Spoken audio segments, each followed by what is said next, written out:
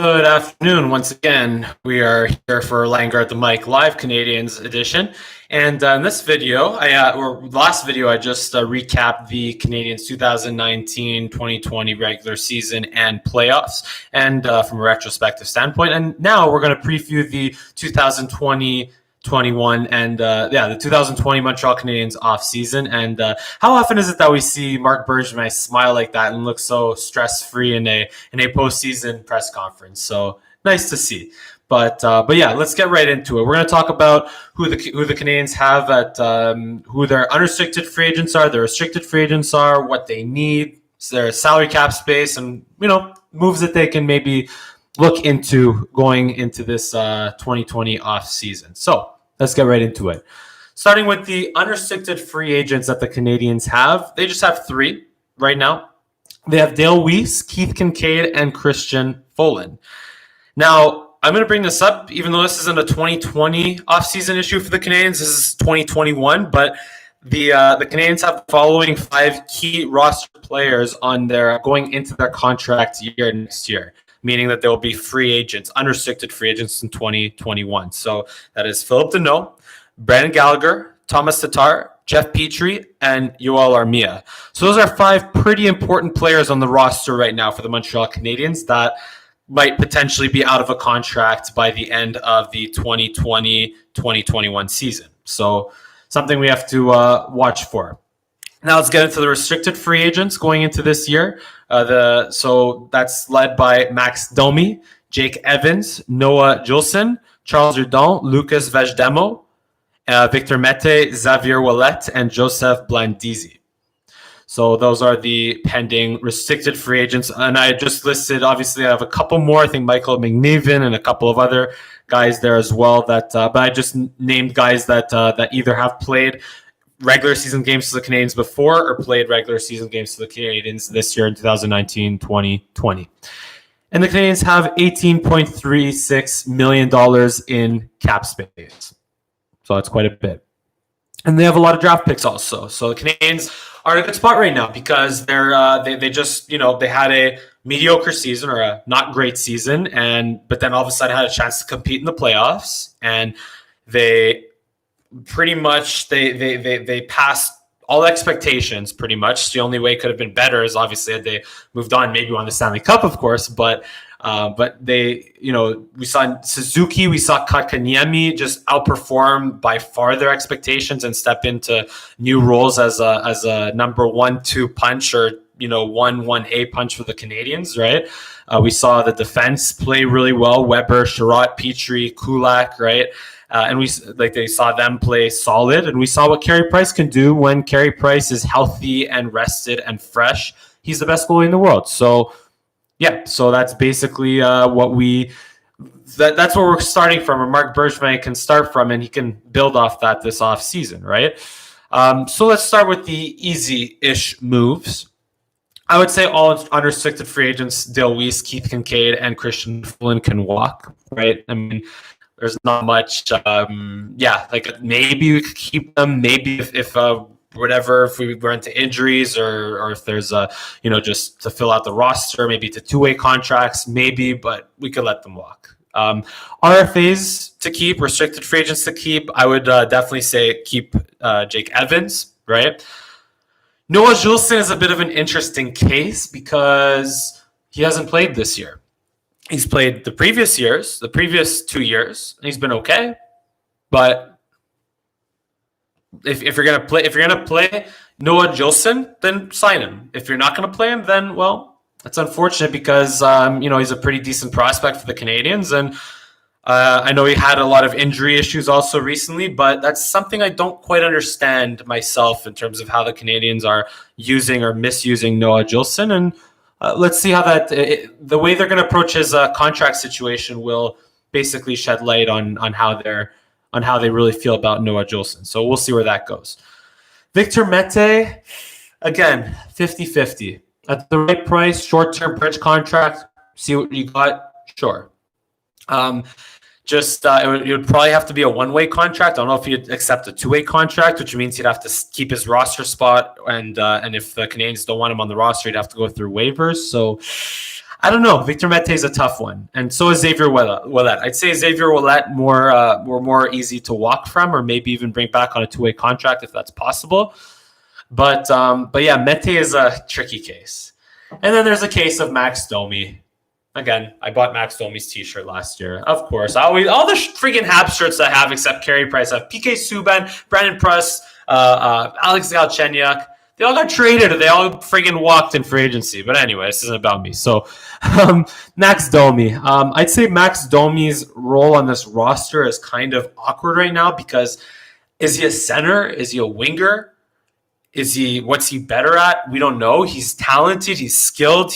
When he wants to play, he plays with passion, and he's tough to play against, and he's a bit of an agitator also, and he could put up points, but he's not consistent, and he's not exactly defensively responsible. So where does Max Domi go? That's the question. And that's up to Marc Bergevin and this Canadiens front office to figure out. We'll see.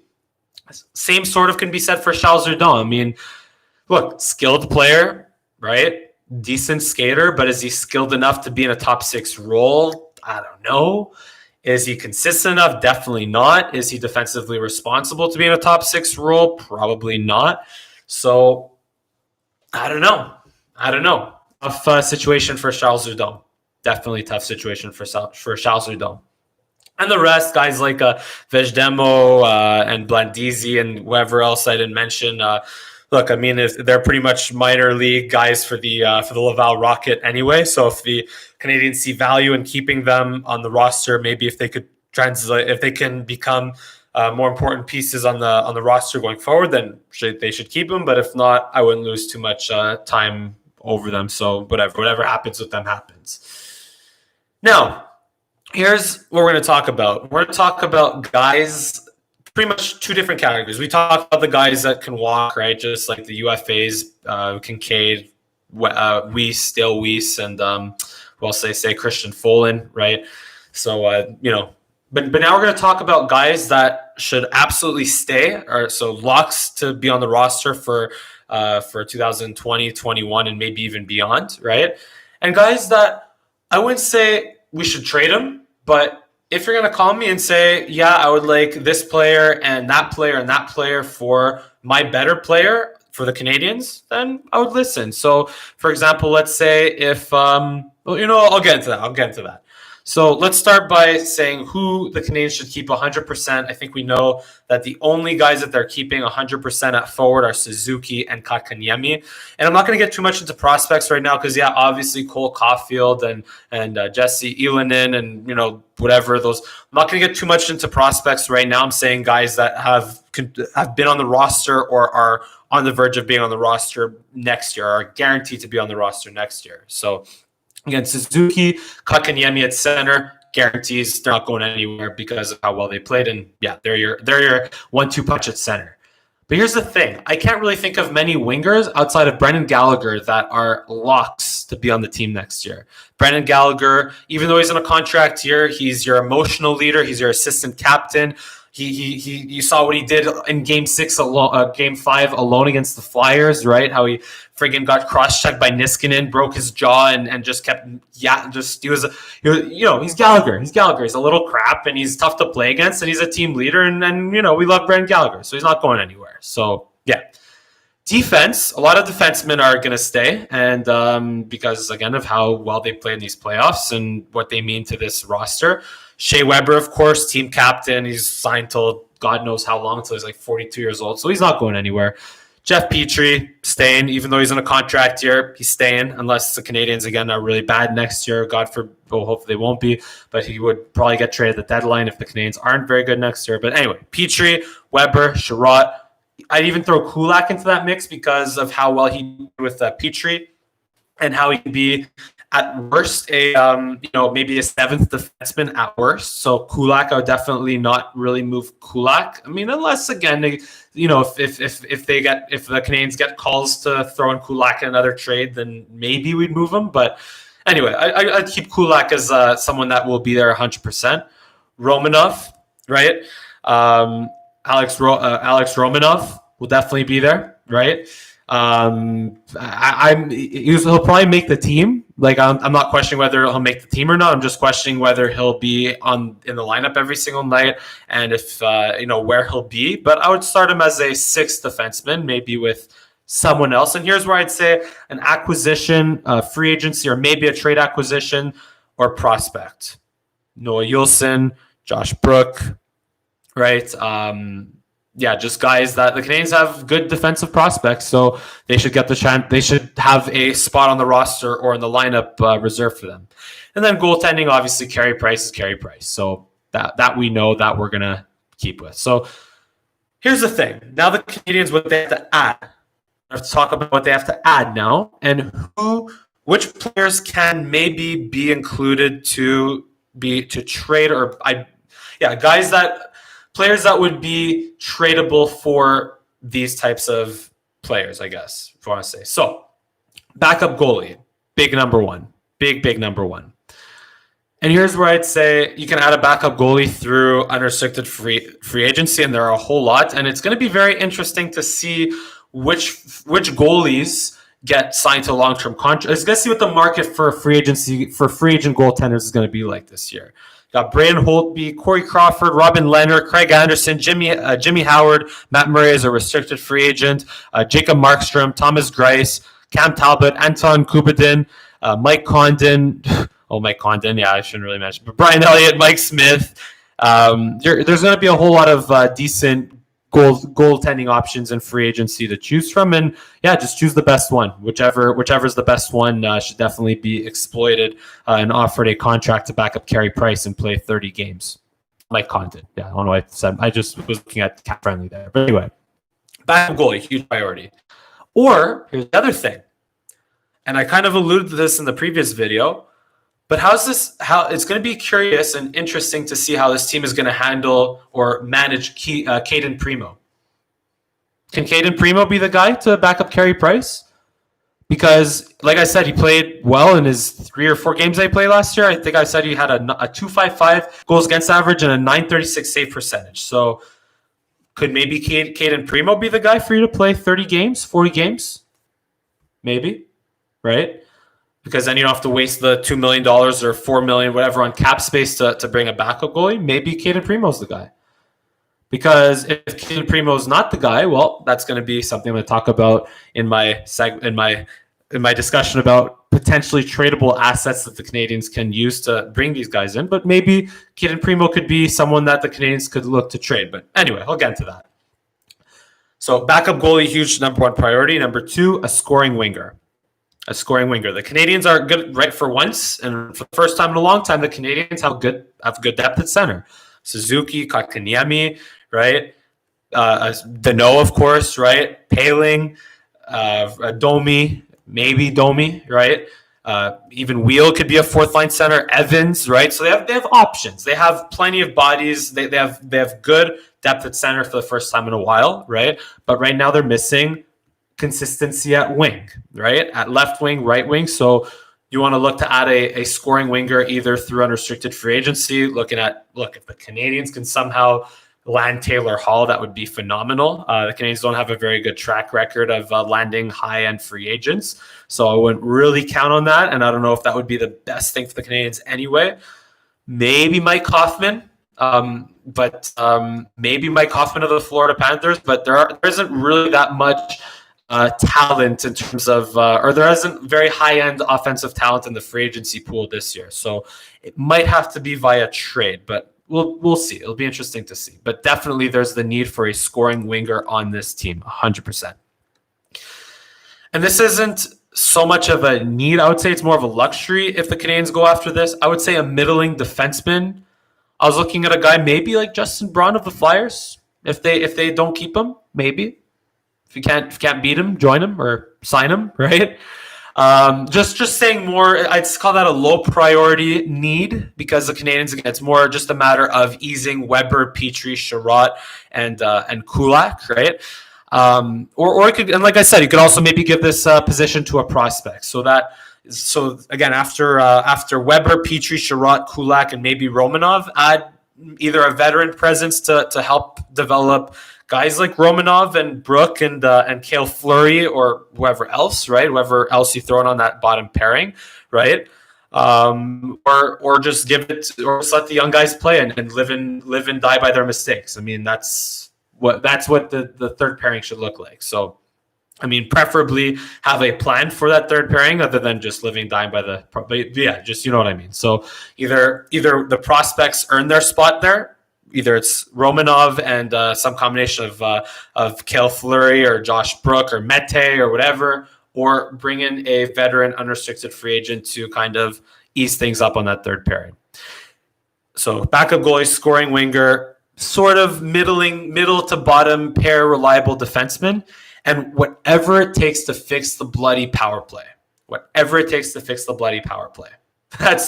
Those are the biggest needs to the Canadiens right now. And if the Canadiens fulfill those needs, then honestly, not to say they'll be better than Tampa or Boston or Vegas or Colorado, but hey, who knows? Maybe I think they'll definitely be a playoff team at that point. But then also you have to consider the fact that Buffalo is going to be better. You have to consider that Florida might finally get their stuff figured out. Maybe Toronto will get their stuff figured out. So who knows? That's why it's the National Parity League, but the Canadiens will be in a really good position if they address those needs. Now, how can the Canadiens address those needs if they're not available in free agency? Well, here's where I talk about potentially valuable trade assets that the Canadiens have either as a restricted free agent, so they have the rights to these assets or players. I mean, they're not assets, they're players and they're humans, so I don't want to call them assets, but yeah. Or they're on the roster and they're in the contract year or whatever. So it's just going to see how they manage these players in terms of, going either it'll be interesting to see how they manage some of these players. So at center, Phillip Danault. I have him listed as a potentially tradable player because here's the thing right now, and again, don't get me wrong. I said in my previous video how much Phillip Danault is important to this team. He's one of the best defensive centers in the game, and obviously trading him would be a huge loss. But what if it's for a guy who's going to score 30 goals for you every year? What if it's for, maybe not Pacioretty himself, but what if it's for that type of player? What if it's for that type of player? What if it's for trying to think who it could, like Johnny Gaudreau. Maybe Johnny Gaudreau, because there's talk of him maybe getting traded. I don't know, but what if it's Phillip Danault for Johnny Gaudreau? What are you saying? So that's why Phillip Danault for him. I would say, I don't plan on trading him unless it's for someone that's guaranteed to put up to be a near point per game player in my top six. And Max Domi, like I said, he deleted the Canadiens off his social media, and he's a restricted free agent. So, and again, I'm wearing his shirt, of course. So, we'll see if Max Domi, what happens with his contract situation, or if he gets moved or whatever. We'll see. And Ryan Poehling, just by a numbers game. Ryan Poehling had his 4-goal game in at the end of the 2018-2019 season. But what if just by numbers game, if there isn't room for him in the long-term future of the Canadiens lineup, do you consider moving Ryan Poehling? So anyway, of all these questions, here's what I've pretty much narrowed it down to for the center position at least. So you might want to decide between. I think that Domi is a pretty decent chance that he will be moved. I don't really know if he's going to be brought back as a restricted free agent. So I would say Domi would be the first guy to be moved. But one might think it would be wise maybe to decide between Danault and Poehling. So if Poehling is your guy for the future to center the third or fourth line, or if Danault is going to be just that important to your team, so you keep him and trade Poehling, I would keep one, maybe trade the other, or be patient and keep Danault and develop Poehling. But again, here's the other interesting issue. Remember I said at the beginning of this show that Phillip Danault is a unrestricted free agent after the 2020-2021 season. So what type of salary is he going to command? Is he going to command a Bergeron type salary? Is he going to command an $8 million contract, or maybe not 8, but like a 6 or a 7, or is he going to command a $3 or $4 million a year contract? So that's something else that has to be considered. So yeah, I would say either just deciding between Paling and Deneau and trading the other. So if you decide Deneau, then trade Paling. If you decide Paling, trade Deneau. But again, if you're trading Deneau, it's got to be a high end. It's got to be a high end 30 goal scorer coming back. Absolutely. So yeah, so that's the situation at center, left wing. And again, now this is where I'm getting more into the side of, I don't plan to trade these guys, but if you're going to offer me something, or if you're going to throw in like these guys with someone else for a 30 goal scorer or a top defenseman, then I wouldn't say no. So Thomas Tatar, Jonathan Drouin, Arturi Lehkonen at left wing, right? Again, Lehkonen played a fantastic role in the playoffs in terms of being tough to play against. He was an amazing checking winger.